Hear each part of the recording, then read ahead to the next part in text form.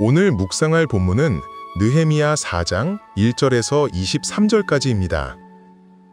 세상에 가장 진귀하고 아름다운 것들은 쉬이 얻어지는 것이 없다.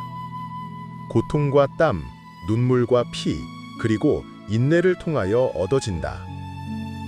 조개의 살에 날카로운 이물질이 들어가 살에 상처를 주게 되면 진액을 뿜고 또 뿜어내어 오랜 세월 동안 싸서 형성된 것이 진주이다. 고통스럽지만 아름다운 것을 만들어낸다. 다이아몬드도 마찬가지이다. 쉽게 얻어지는 것, 별다른 대가를 지불하지 않고도 가질 수 있는 것치고는 가치 있는 것이 별로 없다. 아름답고 귀한 것일수록 고통 속에서 만들어지는 법이다. 신앙의 영역에서도 동일하지 않나 싶다. 신령한 것들, 하나님이 기뻐하시는 일들은 어느 것 하나 쉬이 이루어지는 게 없다. 엄청난 대가들을 지불해야만 한다. 하나님을 똑바로 믿지 않으니까 시험이나 어려움이 오는 게 아니다. 부분적으로는 맞지만 정답은 아니다. 성령으로 빈약할 때에도 시험이 오는 것이 사실이지만 성령으로 충만할 때에도 시험은 온다. 오히려 하나님을 바르게 신앙하면 할수록, 사명을 힘써 감당하면 할수록 더 많은 시험이 있고 공격이 있다. 지금 느헤미야가 그러한 상황에 직면했다. 예루살렘 성벽 재건 공사를 시작하자마자 그는 커다란 위기에 직면하게 되었다. 유다 주변의 민족들이 들고 일어난 것이다. 유다의 힘이 커지는 것은 곧 그들의 이익에 정면으로 배치되는 것이었기 때문이다. 분노한 그들이 유다 백성들을 대놓고 비웃으며 조롱했을 뿐만 아니라 군사적 위협까지 하면서 방해를 했다. 사기를 꺾어 성벽 재건 공사를 포기하게 만들려는 의도였다. 거기다 내부에서도 문제가 생기기 시작했다. 성벽 재건 공사는 대공사였다. 그래서 인력과 장비 그리고 재료들이 턱없이 부족하기만 했다.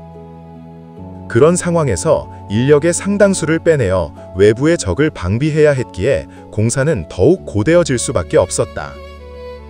그러다 보니 점차 사람들 사이에서 부정적인 생각들이 들기 시작한 것이다. 마음이 부정적이 되니 그 말도 부정적일 수밖에 없었다. 그러다 보니 불안과 두려움으로 백성들 사이에서는 해봐야 성공할 수 없다는 탄식이 만연하게 된 것이다. 이러한 진퇴양난의 현실을 마주한 느헤미야의 지도력이 기로에 섰다. 느헤미야 입장에서 보면 기가 막혔을 것이다. 안팎으로 위기가 닥쳤으니 억장이 무너졌을 것이다. 느헤미야 입장에서는 얼마든지 공사를 중단하고 돌아가 버릴 수도 있었다. 자기 혼자 좋으려고 이 고생을 사서 하고 있는 게 아니지 않은가.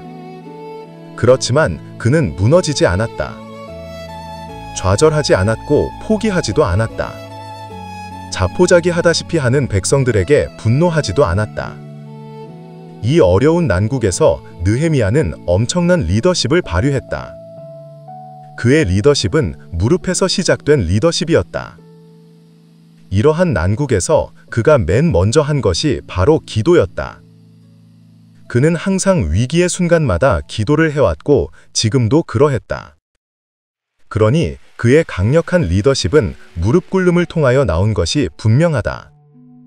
기독교의 역사를 보면 탁월했던 영적 지도자들은 한결같이 무릎 꿇는 자들이었다. 또한 느헤미야의 리더십은 예리한 판단력으로 꽃피운 리더십이었다. 리더가 오판을 하게 되면 공동체는 매우 큰 위험에 처하게 된다. 진정한 리더십은 바르게 판단하는 감지 능력에서 나온다. 문제의 원인을 정확하게 진단하고 현재의 상황에서 어떠한 대책이 가장 최선인지를 신속하고 그리고 바르게 판단할 수 있어야 한다. 그런 면에서 느헤미야는 타의의 추종을 불허하는 판단 능력을 가지고 있었음을 알 수 있다. 주변국들이 실제적인 위협을 가해올 때 느헤미야가 백성들에게 주문한 것은 두 가지였다. 하나는 대적을 두려워하지 말고 하나님만 바라보라는 것이고 또 하나는 가족을 위해 싸우라는 것이었다. 이건 백성들의 잘못된 시각을 교정해주는 명령이었고 성벽을 재건해야 하는 동기를 확실하게 부여해주는 그러한 명령이었다. 뿐만 아니라 느헤미야의 리더십은 신속하고 철저한 대응 능력으로 보여준 리더십이었다. 주변 국가들이 무력 도발의 징후를 보이자 그는 지체하지 않고 실질적인 대비책을 세웠다. 먼저 성 외곽 지역에 흩어져 있던 백성들을 성 안으로 모았다. 그런 다음 가용 인원을 반으로 나누어 절반은 완전 무장을 하고 경계를 서게 하였고 나머지 절반은 성벽 재건 공사를 계속하게 했다. 거기다 비상 연락망까지 만들었다. 적은 인원으로 넓은 성의 외곽을 다 지킬 수 없기에 일부의 경비를 세운 다음 어느 쪽이든 공격해오면 즉각 신호를 보내어 서로 협력하여 적들을 물리치는 참으로 효율적이고 유기적인 방법을 사용한 것이다. 또한 성벽 재건이 완수될 때까지 백성들을 항상 비상 대기 상태로 지내게 했다. 심지어 잠잘 때조차도 옷과 군화를 벗지 않고 완전 무장을 한 채로 자게 했다. 얼마나 철두철미하게 방비를 했는지를 잘 알 수 있는 대목이다. 말할 수 없는 어려움과 위기 속에서 보여준 이러한 느헤미야의 리더십에 진심으로 탄복하게 된다.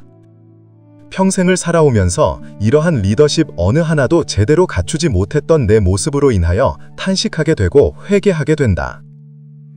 지금도 내가 마주하고 있는 현실은 늘 산발랏과 도비아처럼 또는 골리앗처럼 나를 위협한다. 하지만 이런 것에 무너져서는 안 될 것이다. 그 어떠한 현실에 굴복하지 않고 걱정, 근심, 염려, 불안에 위축된 삶을 살아서는 안 될 것이다. 내 인생의 이면에서 역사하고 계시는 하나님이 계시니 말이다. 비록 내가 사망의 음침한 골짜기로 다닐지라도 해를 두려워하지 않을 것이다. 주의 지팡이와 막대기가 나를 안위하기 때문이다. 그러므로 주님, 제가 믿음 없는 자처럼 넘어지지 않기 원합니다. 느헤미야처럼 저의 남은 인생을 기도의 리더십으로 살아가게 하옵소서. 분별의 리더십을 가지고 실천의 리더십을 발휘하며 그렇게 살아갈 수 있도록 은혜를 베풀어 주옵소서.